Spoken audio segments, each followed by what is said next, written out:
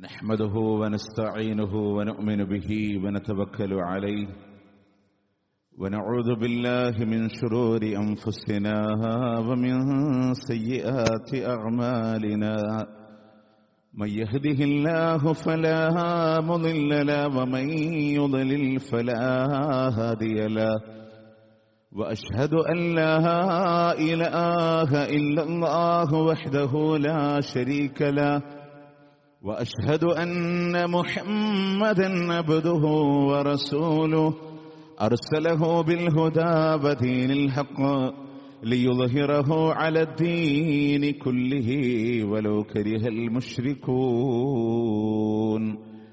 اللهم صل على محمد وعلى آل محمد كما صليت على إبراهيم وعلى آل إبراهيم إنك حميد مجيد وبارك على محمد وعلى آل محمد كما باركت على إبراهيم وعلى آل إبراهيم إنك حميد مجيد أما بعد فإن خير الكلام كلام الله وخير السنن سنن محمد صلى الله عليه وسلم وشر الأمور محدثاتها وكل محدثة بدعة وكل بدعة ضلالة وكل ضلالة في النار يا أيها الذين آمنوا اتقوا الله حق تقاته ولا تموتن إلا وأنتم مسلمون أعوذ بالله من الشيطان الرجيم بسم الله الرحمن الرحيم ومن يرغب عن ملة إبراهيم إلا من سفه نفسه ولقد اصطفيناه في الدنيا وإنه في الآخرة لمن الصالحين.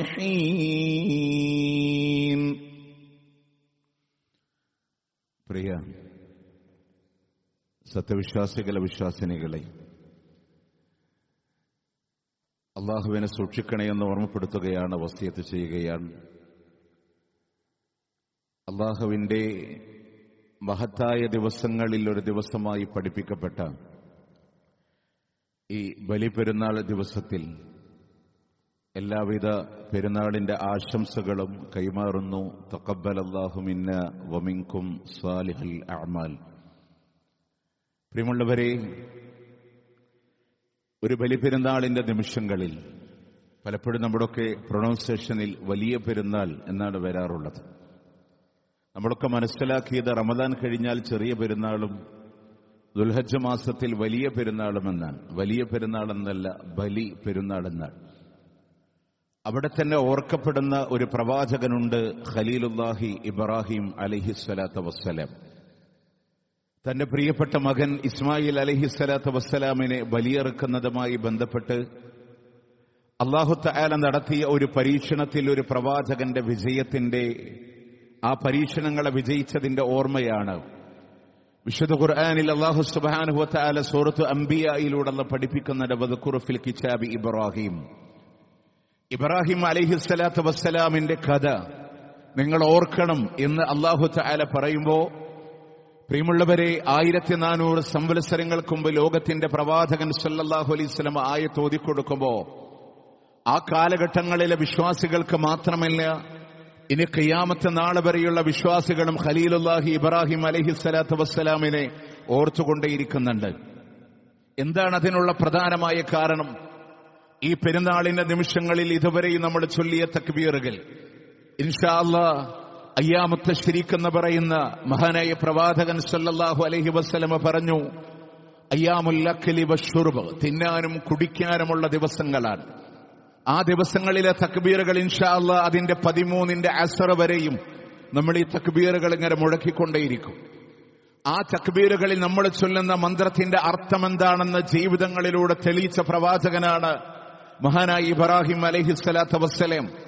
നമ്മൾ പറയുന്നുണ്ട് അല്ലാഹു അക്ബർ അല്ലാഹു അക്ബർ അല്ലാഹു അക്ബർ ലാ ഇലാഹ ഇല്ലല്ലാഹു അല്ലാഹു അക്ബർ അല്ലാഹു അക്ബർ വലില്ലാഹിൽ ഹംദ്. അല്ലാഹുവാണ് ഏറ്റവും വലിയവനെന്നാണ്. അത് ഇബ്രാഹിം അലൈഹിസ്സലാം തെളിയിച്ചു. മാത്രമല്ല അല്ലാഹു അക്ബർ വലില്ലാ, അവിടുന്ന് ലാ ഇലാഹ ഇല്ലല്ലാഹ് അല്ലാഹു അക്ബർ, അല്ലാഹു അല്ലാതെ യാതൊരു ആരാധനമില്ല എന്ന പ്രവാചക ജീവിതങ്ങളിലൂടെ പ്രബോധനങ്ങളിലൂടെ ജനങ്ങളോട് തെളിയിച്ച പ്രവാചകനാണ്. അല്ലാഹു അക്ബർ വലില്ലാഹിൽ ഹംദ്, അല്ലാഹുവിനാണ് സർവസ്തുതികളുമെന്ന് ദിക്റായി ജീവിതമായി തെളിയിച്ച പ്രവാചകനാണ് മഹാനായ ഖലീലുല്ലാഹ് ഇബ്രാഹിം അലൈഹിസ്സലാത്തു വസ്സലാം. എങ്ങനെയാണ് അല്ലാഹു അക്ബർ എന്ന് തെളിയിച്ചു തന്നത്? പ്രിയമുള്ളവരെ, വിശുദ്ധ ഖുർആൻ 9-ാം അധ്യായം സൂറത്ത് തൗബ 24-ാമത്തെ ആയത്തിൽ അല്ലാഹു പറയാൻ, ആ ഖലീലുല്ലാഹി ഇബ്രാഹിം ഏറ്റവും വലിയ സ്നേഹമുണ്ടാകേണ്ടത് അല്ലാഹുവിനോടാണ്. അവിടെ ഖുർആൻ പറഞ്ഞു, ഖുൽ റസൂലെ നിങ്ങൾ പറഞ്ഞു കൊടുക്കണം, ഇൻകാന ആബാഉക്കും വ അബ്നാഉക്കും, നിങ്ങളുടെ മാതാപിതാക്കളോ മക്കളോ ആണ് എന്നുണ്ടെങ്കിൽ അത്താണിയേകാനും അവലംബമേകാനും കൂടെ നിൽക്കേണ്ടി വരുന്ന മാതാപിതാക്കളെക്കാൾ, കണ്ണിന് ആനന്ദം നൽകുന്ന തരുണീമണികളായ മക്കളെക്കാൾ, സമാധാനം കണ്ടെത്തുന്ന ഭവനങ്ങളെക്കാൾ, നഷ്ടം സംഭവിക്കുമോ എന്ന് ഭയപ്പെടുന്ന കച്ചവട സാമ്രാജ്യങ്ങളെക്കാൾ ഏറ്റവും വലിയ ഇഷ്ടമുണ്ടാകേണ്ടത് ആരോട്? അള്ളാഹുവിനോടാകണേ, അവിടുത്തെ പ്രവാചകൻ സല്ലല്ലാഹു അലൈഹി വസല്ലമയോടാകണേ, അള്ളാന്റെ മാർഗത്തിലുള്ള ജിഹാദിനോടാകണമെന്നാണ്. ഇപ്പൊ നമ്മളും പറയും അള്ളാഹുവാണ് ഏറ്റവും വലിയവനെന്ന് നമ്മൾ പറയും. പക്ഷേ അർത്ഥമറിഞ്ഞ ഹൃദയത്തിൽ അള്ളാഹ്ക്ക് ഏറ്റവും വലിയ സ്ഥാനം കൊടുക്കാൻ നമ്മളെ കൊണ്ട് കഴിഞ്ഞിട്ടുണ്ടോ? നിസ്കാരത്തിൽ എന്നും അല്ലാഹു അക്ബർ എന്ന് പറയുന്നവരൻ മഹാനായ മുഹിയുദ്ദീൻ ശൈഖ് റഹ്മത്തുള്ളാഹി അലൈഹി അദ്ദേഹം പറയുന്നുണ്ട്, വതുകദ്ദിബു ഹത്താ ഫീ സ്വലാതിക ലിഅന്നക തഖൂലു അല്ലാഹു അക്ബർ, നിസ്കരിക്കുമ്പോൾ അല്ലാഹു അക്ബർ എന്ന് പറയുമ്പോൾ നീ കള്ളം പറയുന്നവനാണ്. കാരണം അല്ലാഹു അക്ബർ എന്ന് വായ കൊണ്ട് പറയുന്നുണ്ട്, പക്ഷെ അല്ലാഹുവിനേക്കാളും സ്ഥാനമാണ് നിന്റെ ഹൃദയങ്ങളിൽ നീ വെച്ചു കൊടുക്കുന്നത് എന്ന് മഹാനായ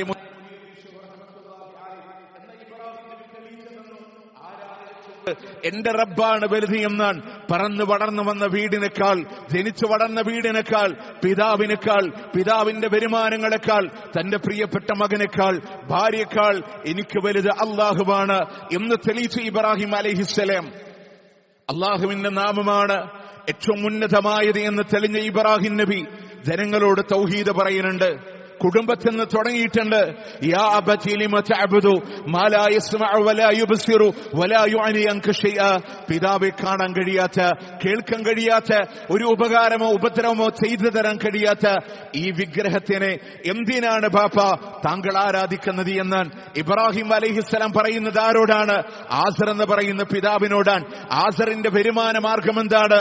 വിഗ്രഹമുണ്ടാക്കി വിൽപ്പന നടത്തുന്ന ആസർ എന്ന് പറയുന്ന പിതാവിനോട്, തന്റെ പിതാവിന്റെ വരുമാന മാർഗത്തിനോട്, വിഗ്രഹാരാധനയോട്, അതിന്റെ നിരർത്ഥകതയോട് ഇതിനെ കാണാൻ കഴിയുന്നില്ല, കേൾക്കാൻ കഴിയുന്നില്ല, ഉപകാരം ചെയ്യാൻ കഴിയുന്നില്ല, ഒരു ഉപദ്രവങ്ങളെ തടുത്തു വെക്കാൻ കഴിയില്ല.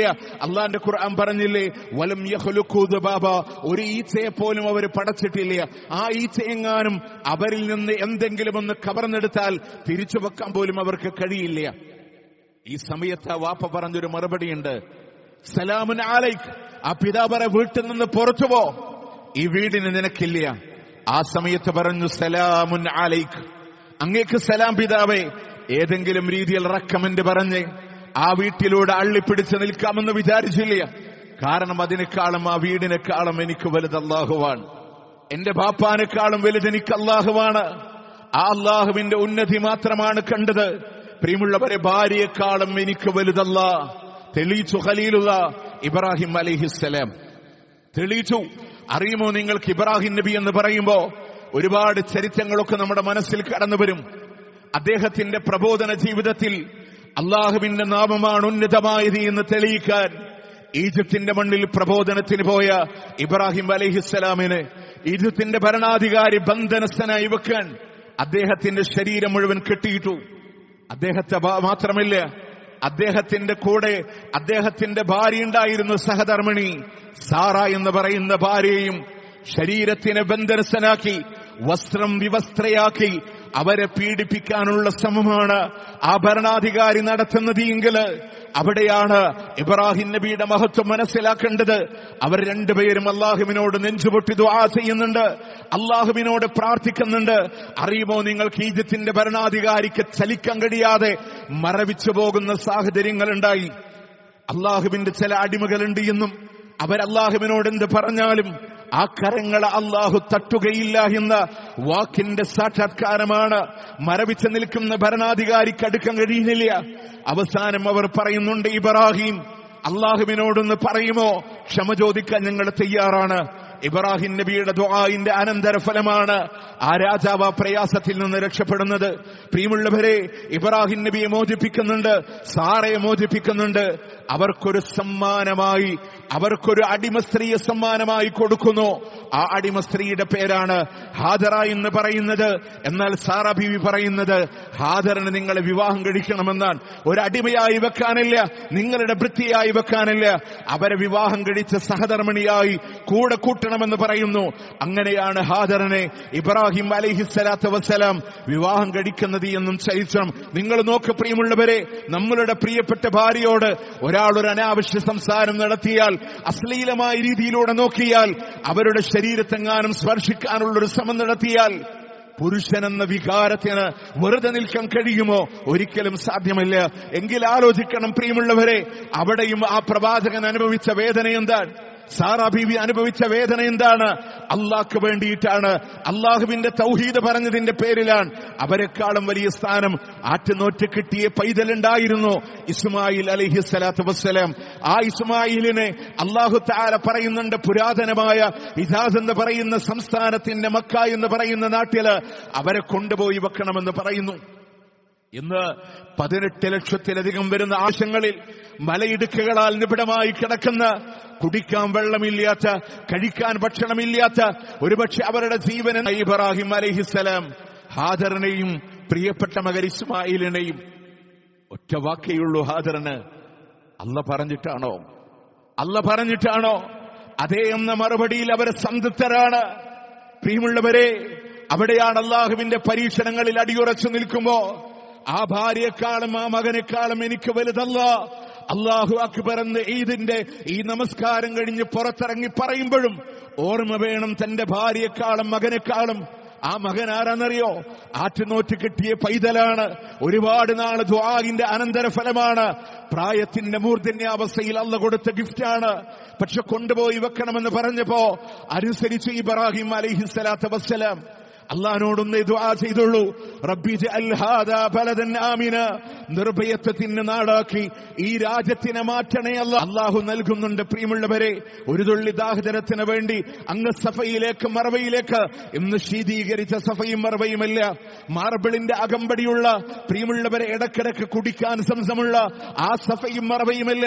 സഫാ പർവ്വതത്തിന് മുകളിൽ ചെരുപ്പില്ലാതെ കാല് വെച്ചാല് കാല് വേദനിക്കുന്ന, കാല് പൊള്ളുന്ന ആ സഫക്ക് മുകളിലൂടെ കയറി അവിടെ നിന്ന് ഓടിയത് മറവയിലേക്കാൻ, ഒരു തുള്ളി ദാഹജലത്തിന് വേണ്ടി. പക്ഷേ അല്ലാഹു തആല കാലിന്റെ അടിയിൽ നിന്ന് കൊടുത്ത ഉറവയാണ് സംസം. അവിടെ നിൽക്കുക എന്ന് പറഞ്ഞ് ആ മഹാത്ഭുതങ്ങളെ അവിടെ തെളിയിച്ചു ഇബ്രാഹിം അലൈഹിസ്സലാം. അല്ലാഹു അക്ബറാണ്, അല്ലാഹുവാണ് ഏറ്റവും വലുതെന്ന് തെളിയിക്കുകയാണ്. പ്രിയമുള്ളവരെ, മകനെക്കാളും എനിക്ക് വലുതല്ല, ആ മകനെക്കാളും വലുതല്ല. നെഞ്ചുപൊട്ടിയിട്ടല്ലാതെ കേൾക്കാൻ കഴിയാത്ത ഇബ്രാഹിമിന്റെ ചരിത്രമുണ്ട്, ഇസ്മായിലിന്റെ ചരിത്രമുണ്ട്. അവിടെ നിന്ന് പിന്നീട് മകൻ തന്റെ കൂടെ ചേരാൻ ഒരുങ്ങുമ്പോ, ഒരുമിച്ച് ജീവിക്കുന്ന സാഹചര്യങ്ങളില് അല്ല പറയുന്നുണ്ട്, ഇബ്രാഹിമേ, നിന്റെ മകനെ അല്ലാഹ്ക്ക് വേണ്ടി ബലിയെറുക്കണമെന്നാണ്, മകന്റെ കഴുത്തിലൂടെ കത്തിവെക്കണമെന്നാ. ആരുടെ കൈക്കൊണ്ടാണ്? പിതാവിന്റെ കൈക്കൊണ്ട് പ്രിയപ്പെട്ട മകന്റെ കഴുത്തിലൂടെ കത്തിവെക്കാനാണ്. സാധിക്കോ പ്രിയമുള്ളവരെ? സാധിക്കുമോ? നമ്മുടെ മക്കളെ ഓർത്താ മതി പ്രിയമുള്ളവരെ. ഓപ്പറേഷൻ തിയേറ്ററിലേക്ക് ഏതെങ്കിലും ഒരു സർജറിക്ക് മക്കളെ വിധേയമാക്കപ്പെടുന്നു എന്ന് പറയുമ്പോ അവരെ വസ്ത്രം ചേഞ്ച് ചെയ്താൽ കണ്ണീരോടെ അവർക്ക് ചുംബനങ്ങളെ കൊടുത്ത് യാത്രയേക്കുന്ന മാതാപിതാക്കളോടാണ് പറന്നു വീണ ഇളം പൈതലിന്റെ കുഞ്ഞിളം മാംസത്തിലൂടെ കുത്തിവെപ്പ് നടത്തണമെന്ന് പറയുമ്പോ പ്രിയമുള്ളവരെ, ചങ്കൂറ്റമുള്ള വാപ്പാക്ക് ഇളം വായിലൂടെ കരച്ചിൽ വരുമ്പോ താങ്ങാൻ കഴിയില്ല. ഉമ്മാടെ കയ്യിൽ കൊടുത്ത് മാറിപ്പോകുന്ന പുരുഷന്മാരോടാണ് ബാപ്പാന്റെ കൈകൊണ്ട് ഒരുപാട് നാളത്തെ ദുആഇന്റെ അനന്തരഫലമായി അള്ളാഹു കൊടുത്ത പൈതലിന്റെ കഴുത്തില് പ്രിയമുള്ളവരെ ചീറി ഒലിക്കുന്ന രക്തത്തിന്റെ പിടച്ചിൽ കാണാൻ ഒരു ബാപ്പാനെ നിയോഗിക്കപ്പെടുമ്പോ ഓർക്കണം നിങ്ങൾ, ഇവിടെ കഴിഞ്ഞ് ഉളുഹിയത്തിന് വേണ്ടി ഇറങ്ങുമ്പോ അതിന്റെ വേദന എന്താണ് എന്ന് മനസ്സിലാക്കപ്പെടാനാണ് അള്ളാഹു ആടിനെ കൊടുത്തത്. ബലി എന്താണെന്ന് പഠിപ്പിച്ചു കൊടുക്കാനാണ്. എന്നൊരു ഉമ്മാടെ സ്ഥാനത്ത് ഞാൻ പലപ്പോഴും കാണുന്ന ഒരു ഇസ്ലാമിലേക്ക് കടന്നു വന്ന ചെറുപ്പം മുതലേ എന്റെ പരിപാലനങ്ങളിൽ ഒരു ശ്രദ്ധ കാണിച്ച എന്റെ ഒരു ഉമ്മയുണ്ട്. അവര് പറഞ്ഞ് ആടിനെ ഹോമനിച്ചു വളർത്തിയ ഒരു രംഗം എഴുതി അയച്ചപ്പോ കണ്ണു നിറഞ്ഞത്, പറന്ന് വീണ ആടിന്റെ കുഞ്ഞിന് അന്ന് മുതൽ വളർത്താൻ തുടങ്ങി. ഒരു പേര് കൊടുത്ത്, പ്രിയമുള്ളവരെ, അതിനിഷ്ടമുള്ള ഭക്ഷണങ്ങളെ കൊടുത്ത് അവസാനം മറുക്കുന്ന ബലിപെരുന്നാളിന്റെ ദിവസത്തില് മടിയിൽ കിടത്തി അതിന്റെ കയ്യും കാലും ഇങ്ങനെ ഒഴിഞ്ഞുകൊടുത്ത് തടവിക്കൊടുത്ത് അറവുകാര് കടന്നു വരുമ്പോ ആടുന്ന് പുറകോട്ട് വരിയുമ്പോ അതിനെ മാറോട് ചേർത്ത് വെച്ചത് ഒരു ആടിനോടൊരു ഉമ്മ കാണിക്കുന്ന, ഒരു സഹോദരി വളർത്തുന്ന സഹോദരി കാണിക്കുന്ന ഒരു സ്നേഹമാണ് എന്നുണ്ടെങ്കിൽ പ്രിയമുള്ളവരെല്ലാം ശരിയാക്കി അതിനെ പിടിക്കാൻ വരുമ്പോ പുറകിലൂടെ ഉമ്മാന്റെ തോളത്തെ കൈകളിട്ട് വാരിപ്പുണന്ന ആടിന്റെ ഒരു മൃഗത്തിന്റെ കഥ നിങ്ങൾ ആലോചിച്ച് നോക്ക് പ്രിയമുള്ളവരെ. അതിനെ അവസാനം ആടിനെ അറുക്കാൻ കിടത്തുമ്പോ അവിടെ നിന്ന് കുതിരയോടി വീണ്ടും ഇവരുടെ അടുക്കൽ വരുമ്പോ ആ സഹോദരി തന്നെ കാല് പിടിച്ചു കൊടുത്ത് അതിന്റെ കഴുത്തിൽ കത്തിവെക്കുമ്പോ പ്രിയമുള്ളവരെ അവര് പറഞ്ഞത്, ആടിന്റെ ചോര ഒലിക്കുന്ന പോലെ എന്റെ കണ്ണുകളിൽ നിന്ന് ആ ധാരധാരയായി കണ്ണുനീരൊഴുകിയത് താങ്ങാൻ കഴിയില്ല. ഒരു മനുഷ്യന് വളർത്തി ഓമനിച്ച മൃഗത്തിന്റെ കഴുത്തിൽ കത്തിവെക്കുമ്പോ അതുപോലും താങ്ങണില്ലെങ്കിൽ ആലോചിച്ചു നോക്ക് പ്രിയമുള്ളവരെ. സ്വന്തം മകന്റെ കഴുത്തിൽ കത്തിവെക്കാന് അല്ല പറയുന്നത്. പക്ഷെ ഒരു വാപ്പാനെ പഠിക്കാൻ, ഒരു മകനെ പഠിക്കാൻ വാപ്പയെക്കാളും വലുതല്ല, മകനെക്കാളും വലുതല്ല എന്ന് പറഞ്ഞ വിശുദ്ധ ഖുർആനിലെ 37-ാമത്തെ അധ്യായം സൂറത്തു സഫാത്ത് 94 മുതൽ 104 വരെയുള്ള ആയത്തുകളെ ഹൃദയത്തിൽ ടച്ച് ചെയ്യുന്ന രീതിയിൽ അല്ല പറഞ്ഞൊരു വാക്കുണ്ട്. അവിടുന്ന് ഇബ്രാഹിം അലൈഹിസ്സലാം അവിടുന്ന് ഇസ്മായിലിനോട് പറയുന്നുണ്ട്, ഇന്നി അറാ ഫീ മനാമി, അവിടുന്ന് എന്റെ ഉറക്കത്തിൽ ഞാൻ നിന്നെ കാണുന്നത്, അന്നദ്ബഹുക, നിന്നെ ബലിയറുക്കാനാണ്. ആ മകന്റെ മറുപടി, വാപ്പാ ഇഫ്അൽ മാ തുഅ്മർ, അല്ലാഹു എന്തൊന്ന് കൽപ്പിച്ചോ അതുപോലെ പ്രവർത്തിക്കണേ വാപ്പാ. അറുക്കണ്ട എന്ന് പറഞ്ഞില്ല, ചെയ്യാൻ പാടില്ല എന്ന് പറഞ്ഞില്ല. സതജിദുനി ഇൻഷാ അല്ലാഹ്, നമുക്ക് ഇൻഷാ അല്ലാഹ് കാണാം. എവിടെ? ക്ഷമാലിക്കലുടെ കൂടെ അള്ളാന്റെ സ്വർഗത്തിൽ കാണാലോ ബാപ്പാ. പ്രിയമുള്ളവരെ, യാത്ര പറഞ്ഞിറങ്ങുന്ന ഇബ്രാഹിം അലൈഹിസ്സലാം, ഇസ്മായിൽ അലൈഹിസ്സലാം, ഇസ്മായിലിനും താഴെ അവിടെ നിന്ന് നോക്കണേ നിങ്ങൾ, കൊണ്ടുപോയി മകനെ അറുക്കുന്ന രംഗമുണ്ട്. കണ്ണീരോടെയല്ലാതെ സവിക്കാൻ സാധ്യമാകാത്ത ആ ബാപ്പാന്റെ കയ്യിൽ കത്തിയുണ്ട്. പ്രിയപ്പെട്ട മകനെ കിടത്തുകയാണ്. എങ്ങനെയാ ഉളുഹിയത്തിന് മൃഗത്തെ അറുക്കുന്നത്? മലർത്തി വെച്ചുകൊണ്ടാണ്. അതിന്റെ ഹൽക്ക് നോക്കി നമ്മൾ അറുക്കുന്നുവെങ്കിൽ ഇബ്രാഹിം നബി ഇസ്മായിലിന് വെക്കുന്ന രംഗം അള്ളാന്റെ ഖുർആൻ പറയുന്നു, വതല്ലഹു ബിൽ ജബീൻ, മോന്റെ നെറ്റിത്തടം മണ്ണിനോട് ചേർത്ത് വെച്ച് ഇബ്രാഹിം അലൈഹിസ്സലാം നെറ്റി മണ്ണിനോടാണ്. ബാപ്പാ മുഖത്തേക്ക് നോക്കിയാൽ അറുക്കാൻ കഴിയില്ല ബാപ്പാ, കമിഴ്ത്തി വെച്ചെറുക്കണേ ബാപ്പാ, കമിഴ്ത്തി വെച്ചെറുക്കണേ ബാപ്പാ. ഇസ്മായിൽ അലൈഹിസ്സലാമിന്റെ നെറ്റി മണ്ണിനോട് മുട്ടുമാറ് ഇബ്രാഹിം അലൈഹിസ്സലാം കൈകളിലൂടെ കത്തിപിടിച്ച് ആ മകന്റെ കഴുത്തെറുക്കുമ്പോ പ്രിയമുള്ളവരെ മുറിയുന്നില്ല. അവിടെയാണ് അല്ലാഹുവിന്റെ വിളി വരുന്നത്, അയ്യാ ഇബ്രാഹിം, അല്ലയോ ഇബ്രാഹിമേ. ആ വിളി വരുമ്പോഴാണ് ഖുർആൻ ഓതുമ്പോൾ ശ്വാസം ഇങ്ങനെ നേരെ വീഴുന്ന പോലെ നമുക്ക് തോന്നുന്നത് എന്നുണ്ടെങ്കിൽ പ്രിയമുള്ളവരെ, ആർക്ക് സാധിക്കും ഈ ഈമാനിനെ തരണം ചെയ്യാൻ? അല്ലാഹ് ആരെയും മറുക്കാൻ പറഞ്ഞിട്ടില്ല. പരീക്ഷണത്തിന് എങ്ങനെ തരണം ചെയ്യുന്നു എന്ന് പഠിപ്പിച്ചതാണ്. അതുകൊണ്ട് അല്ലാഹ് പറഞ്ഞു, ആടിനെയാണ് ബലിയെറുക്കേണ്ടത് എന്ന്. പ്രിയമുള്ളവരെ, ഇതാണ് ഇബ്രാഹിം അലൈഹിസ്സലാം. അല്ലാഹുവാണ് ഏറ്റവും വലിയവൻ എന്നുള്ളതാണ്. രണ്ട് മനസ്സിലാക്കേണ്ടത്, ലാ ഇലാഹ ഇല്ലല്ലാഹ്, അല്ലാഹു അക്ബർ, അല്ലാഹുവല്ലാതെ യാതൊരു ആരാധ്യനുമില്ല. ഇത് പറഞ്ഞു മഹാനായ ഇബ്രാഹിം അലൈഹിസ്സലാത്തു വസ്സലാം. ബാപ്പാനോട് പറഞ്ഞു, കുടുംബക്കാരോട് പറഞ്ഞു, നാട്ടുകാരോട് പറഞ്ഞു, എന്തിനാണ് ഈ വിഗ്രഹങ്ങൾക്ക് മേലെ നിങ്ങൾ ഭജനം ഇരിക്കുന്നത്? ഇവക്കെന്തുപകാരമുണ്ട് എന്ന രീതിയിൽ അവരോട് സംസാരിക്കുമ്പോ കുടുംബക്ഷേത്രങ്ങളിലെ വിഗ്രഹങ്ങളെ മുഴുവൻ തകർത്തെറിഞ്ഞ വലിയൊരു വിഗ്രഹത്തിന്റെ കഴുത്തിലൂടെ കോടാലി വെക്കുമ്പോ അവര് പറഞ്ഞു, ആരാ ഈ പണി ചെയ്തത്? അവിടുന്ന് പറഞ്ഞു ഖാലു സമിഅന ഫതൻ യുഖാലു ഇബ്രാഹിം. ഇബ്രാഹിം എന്ന് പറയപ്പെടുന്ന യുവാവാണ്.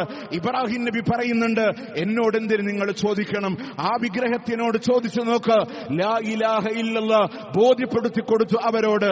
അവിടുന്ന് രാജാവിന്റെ നോക്കണേ, നിങ്ങൾ നമ്രൂദിന്റെ കൊട്ടാരത്തിന്റെ നടുമുറ്റത്ത് പോയി തൗഹീദ് പറയാൻ ആ രാജാവിനെക്കാളും അവന്റെ കിങ്കരന്മാരെക്കാളും എനിക്ക് വരുത് അല്ലാഹുവാണ്, അവന്റെ തൗഹീദാണെന്ന് പറഞ്ഞ് ഇബ്രാഹിം അലൈഹിസ്സലാത്തു വസ്സലാം അവിടെയാണ് അവരുടെ ശിക്ഷാ നടപടികൾ കടന്നു വരുന്നത്. വലിയൊരു തീക്കുണ്ടാരം ഒരുക്കുന്നു എന്നുള്ളത് അതിനെ വൈകാരികമായി സമീപിക്കേണ്ടത് എങ്ങനെയാണെന്നറിയുമോ നിങ്ങൾക്ക്? ചങ്ങരംകുളത്തുകാരെ, മാട്ടത്തിലുള്ളവരെ, തെങ്ങിലുള്ളവരെ, പരിസരങ്ങളിലുള്ളവരെ, നമുക്കൊരു ചിന്തയുണ്ട്, എന്റെ നാട്ടുകാരനെ പരിഗണിക്കും, എന്റെ വീട്ടുകാരനെ പരിഗണിക്കുമെന്നുള്ളത് അറിയുമോ നിങ്ങൾക്ക്?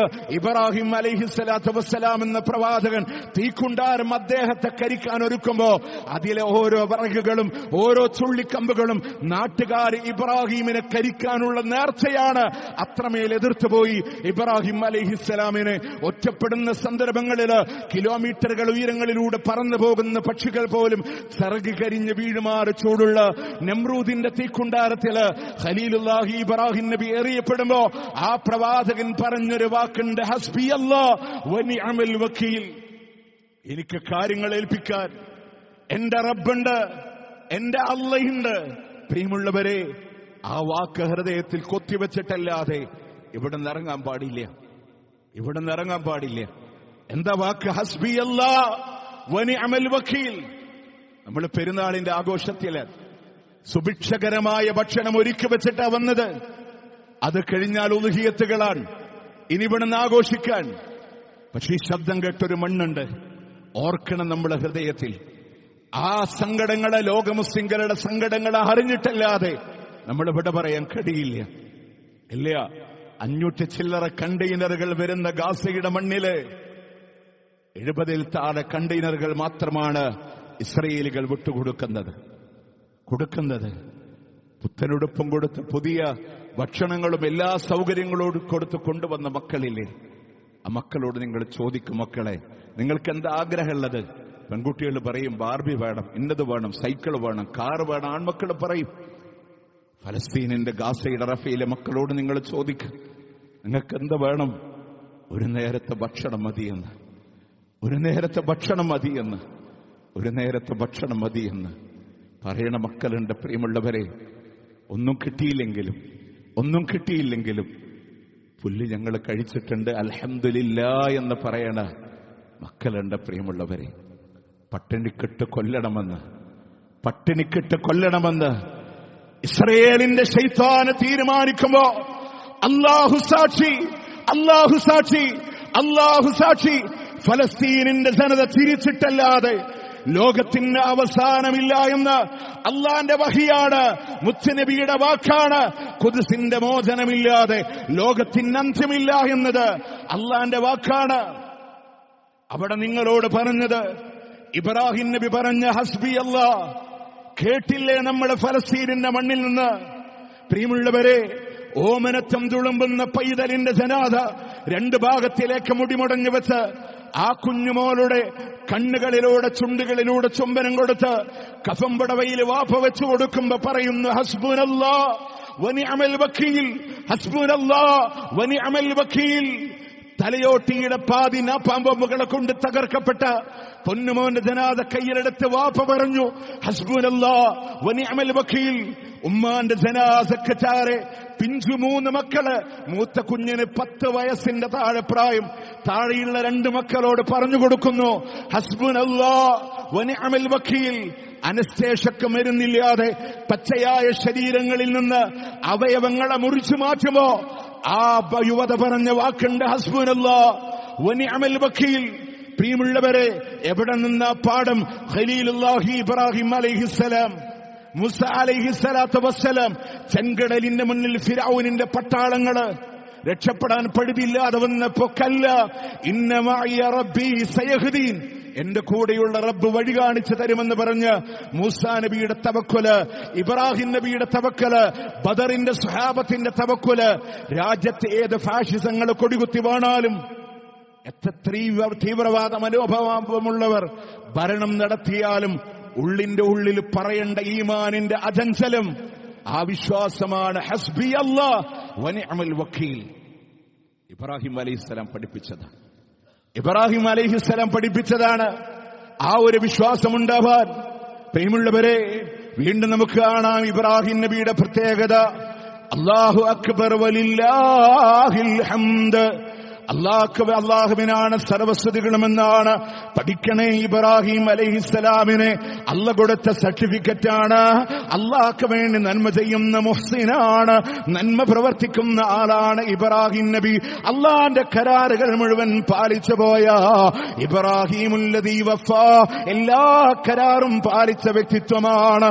അല്ല എന്തെല്ലാം നിഅമത്ത് കൊടുത്തിട്ടുണ്ടോ അതിന് മുഴുവനും നന്ദി ചെയ്ത ആളാണ്. ഷാക്കിറൻ ലിഅൻഉമി, അള്ളാന്റെ നിഅമത്തിന് നന്ദി ചെയ്ത ആളാണ്. അദ്ദേഹം ശക്തമാനാണ്, ദീർഘവീക്ഷണത്തോടെ കാര്യങ്ങൾ ചെയ്യുന്ന ഉലുൽ അബ്സാർ, ഉൾക്കാഴ്ചയുള്ള മനുഷ്യനാ ഇബ്രാഹിം അലൈഹിസ്സലാം.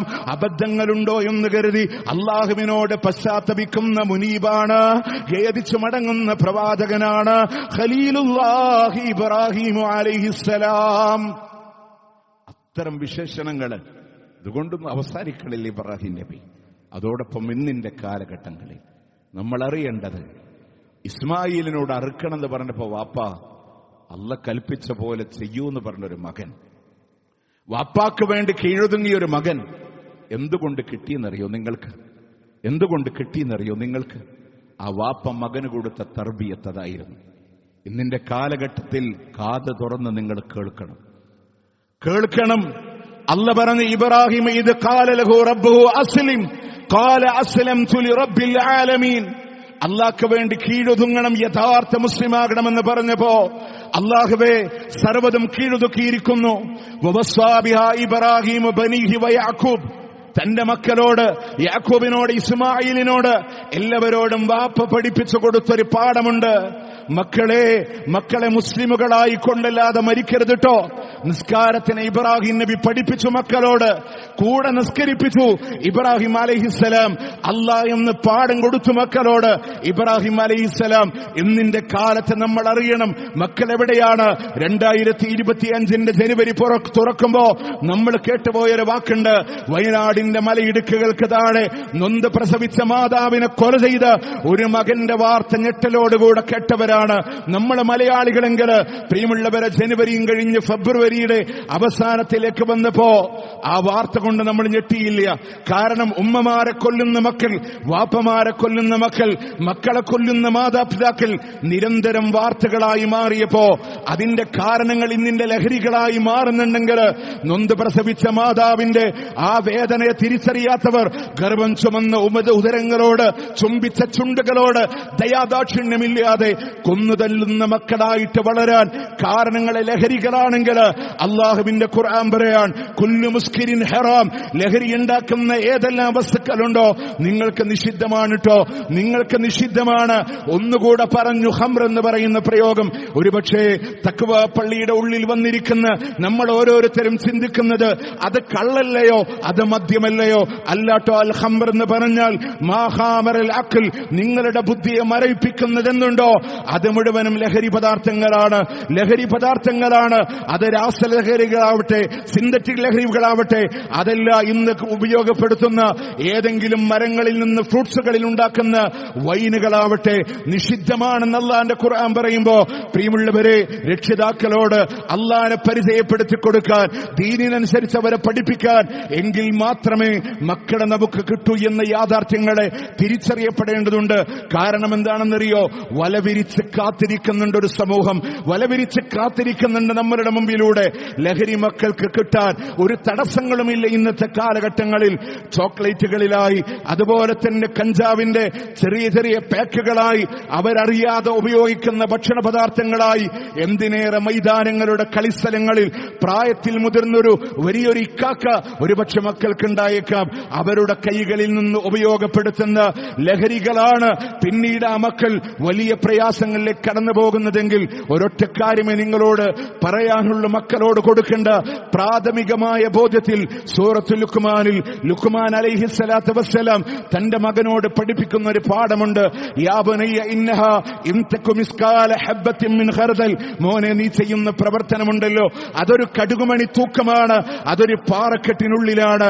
ആകാശഭൂമികൾക്കുള്ളിൽ എവിടെയാണെങ്കിലും അല്ലാഹു അതിനെ കൊണ്ടുവരൂട്ടോ, അല്ലാഹു അതിനെ കൊണ്ടുവരിക തന്നെ ചെയ്യുമെന്നാണ്. നമ്മുടെ മക്കൾ നമ്മളുടെ കൺട്രോളിലല്ലേ, അവര് പേടിക്കണം അല്ലാഹുവിനെ. അവരേത് നാട്ടിലാവട്ടെ അവർ ഭയപ്പെടണം അല്ലാഹുവിനെ. അല്ലാഹ് എന്ന ബോധ്യം മക്കളിലൂടെ കൊടുത്ത് പ്രിയമുള്ളവരെ, ലഹരിയോട് വിട പറയാൻ ചങ്ങരംകുളത്തുകാരെ വിചാരിക്കണ്ട ഏതെങ്കിലും ഒരു മണ്ണിലാണ് ഏതെങ്കിലും ഒരു നാട്ടിലാണ് എന്ന ചിന്തകൾ വേണ്ട. മൂക്കിന്റെ താഴെയുണ്ട്, തൊട്ടപ്പുറത്തല്ലേ ഗ്രാൻഡ് പേരൻസിന്റെ അവിടുന്ന് വാപ്പയും ഉമ്മയും ഇല്ലാതെ വളർത്തിക്കൊണ്ടുവന്ന വല്യമ്മാന്റെ തലയെറുത്ത് കൈകളിൽ പിടിച്ച് പാട്ടുപാടി കോണിലൂടെ കൊണ്ടുപോയി വെച്ചത് ഇവിടുന്ന് കേവലം 15 മിനിറ്റ് മാത്രം യാത്ര ചെയ്യുന്ന ദൂരത്തിലാണെങ്കിൽ പ്രിയമുള്ളവരെ, നമ്മുടെ നാടിലും നമ്മളുടെ ചുറ്റുപാടുകളിലും ഗോവയിൽ നിന്ന് ബോംബെ വഴി ബാംഗ്ലൂർ വഴി കേരളത്തിലേക്ക് ലഹരി കിടത്തുന്ന ഏറ്റവും ഉന്നതൻ പിടിക്കപ്പെട്ട നാടേതാണെന്നറിയോ നിങ്ങൾക്ക്? കേവലം കുന്നംകുളത്തിനടുത്ത് അഞ്ഞൂർ എന്ന് പറയുന്ന നാട്ടിലാണ്. അതിന്റെ കണ്ണി കിടക്കുന്നത് ഗോവയിലാണ്. ഇത് നമ്മളുടെ നാടുകളിലേക്ക് കടന്നു വരുമ്പോ പുറത്ത് 500ന്റെ ബൾബ് കത്തുന്നുവെങ്കിൽ 1000ന്റെ ബൾബ് കത്തുന്ന വീടുകളായി മാറാൻ എങ്ങനെ ഇസ്മായിൽ വന്നുവോ, എങ്ങനെ ഇസ്ഹാഖ് വന്നുവോ, അതുപോലെ നമ്മളെ കൊണ്ടാക്കാൻ കഴിഞ്ഞു എന്ന് വരില്ല.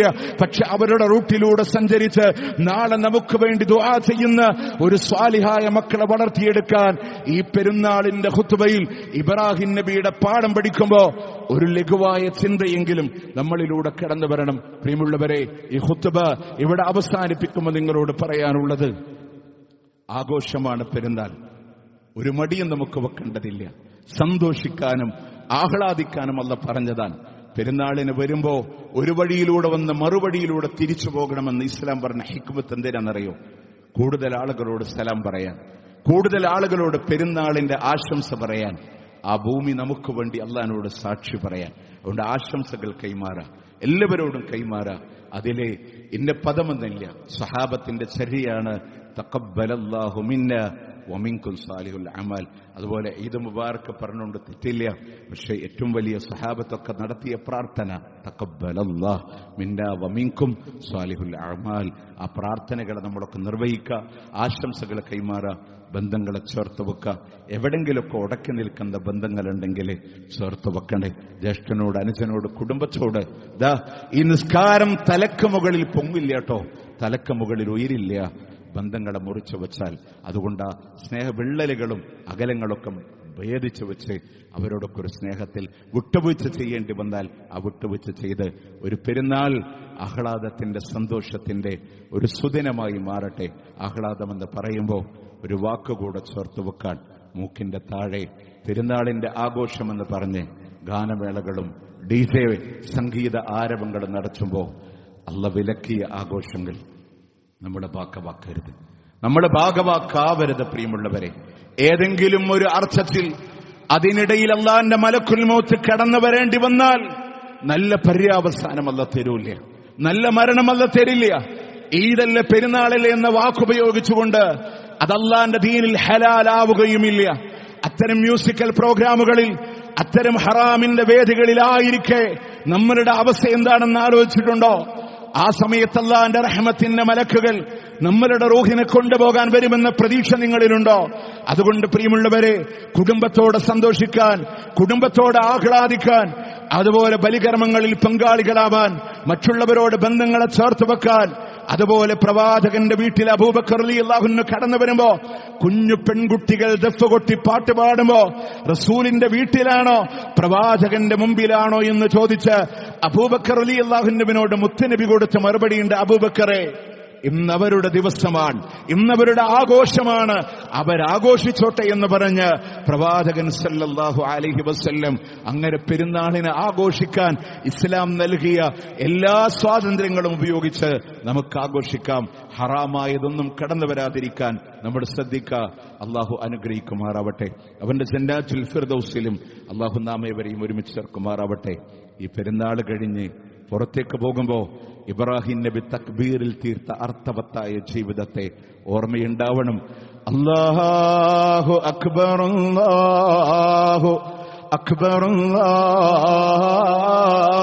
അക്ബർ ലാ ഇലാഹ ഇല്ലല്ലാഹു അല്ലാഹു അക്ബർ അല്ലാഹു അക്ബർ വലില്ലാഹിൽ ഹംദ്. അല്ലാഹു തആല ആ തക്ബീറിന്റെ മാർഗത്തിൽ തന്നെ ജീവിച്ച് വിട പറയാൻ നമുക്ക് തൗഫീക്ക് നൽകട്ടെ. ഒരുപാട് ആളുകൾ നമ്മുടെ പള്ളിയിൽ സംഗമിക്കുന്ന പല ആളുകളും ഇന്ന് ഖബറിലാണ്. അല്ലാഹുവേ, മഅഫറത്തും റഹ്മത്തും നൽകി നീ അനുഗ്രഹിക്കണേ അല്ലാഹ്. പലവിധ പ്രയാസങ്ങളിൽ പള്ളിയിലേക്ക് വരുന്ന, ജുമഅക്കും നിസ്കാരത്തിനുമൊക്കെ വരുന്ന ആളുകളുണ്ട്. എല്ലാം അറിയുന്ന റബ്ബേ, ഖൈർ നൽകി നീ അനുഗ്രഹിക്കണേ അല്ലാഹ്. നമ്മുടെ ഈ പള്ളിയിൽ എപ്പോഴും ജുമഅക്ക് വരുന്ന പന്താവൂരിലുള്ള നമ്മുടെ ഒരു സഹോദരൻ, അല്ലാഹു ക്യാൻസറിന്റെ ഒരു പരീക്ഷണത്തെ കൊടുത്തതാണ്, അതിനും തരണം ചെയ്തതാണ്. വീണ്ടും പലവിധ പ്രയാസങ്ങളിൽ, ഉള്ളിൽ ബ്ലീഡിങ്ങുമായി ബന്ധപ്പെട്ട് അതിന്റെ ചികിത്സയിലും വേദനകളിലുമാണ്. അല്ലാഹു സുബ്ഹാനഹു വ തആല അദ്ദേഹത്തിന് ഖൈർ നൽകി അല്ലാഹു അനുഗ്രഹിക്കുമാറാവട്ടെ. അല്ലാഹുവേ, ശിഫ ആജിൽ, പെട്ടെന്നുള്ള രോഗശമനം നൽകി നീ അനുഗ്രഹിക്കണേ അല്ലാഹ്. അതുപോലെ ഇവിടെ ഒരുമിച്ച് കൂടിയ ആളുകളുടെ പലവിധ ബുദ്ധിമുട്ടുകളും, ജുമയിലേക്ക് ഇറങ്ങുമ്പോൾ സുഖമില്ലാതെ തിരിച്ചു വീട്ടിൽ തന്നെ റെസ്റ്റ് എടുക്കേണ്ടി വരുന്ന അവസ്ഥകളുമൊക്കെ പലരും പല രൂപത്തിൽ അനുഭവിക്കുന്നുണ്ട്. എല്ലാം അറിയുന്ന റബ്ബേ, ഖൈർ നൽകി അനുഗ്രഹിക്കണേ അല്ലാഹ്. ജന്നാത്തുൽ ഫിർദൗസിൽ ഒരുമിച്ച് ചേർക്കണേ അല്ലാഹ്. اللهم اغفر للمؤمنين والمؤمنات والمسلمين والمسلمات الأحياء منهم والأموات إنك مجيب الدعوات يا قاضي الحاجات. اللهم انصر إخواننا المسلمين في فلسطين. اللهم انصر إخواننا المسلمين المضاعفين في فلسطين وفي رفح وفي عزة وفي لبنان.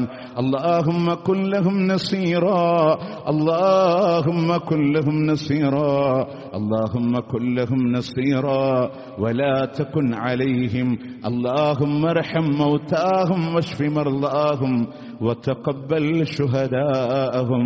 اللهم افتح المسجد الأقصى، اللهم افتح المسجد الأقصى، اللهم افتح المسجد الأقصى. اللهم لا تسلط علينا من لا يرحمنا. اللهم ربنا آتنا في الدنيا حسنة وفي الآخرة حسنة وقنا عذاب النار. ربنا تقبل منا، ربنا تقبل منا، ربنا تقبل منا إنك أنت السميع العليم، وتب علينا إنك أنت التواب الرحيم، واغفر لنا يا غافر المذنبين. وصلى الله على نبينا محمد وعلى آله وصحبه أجمعين.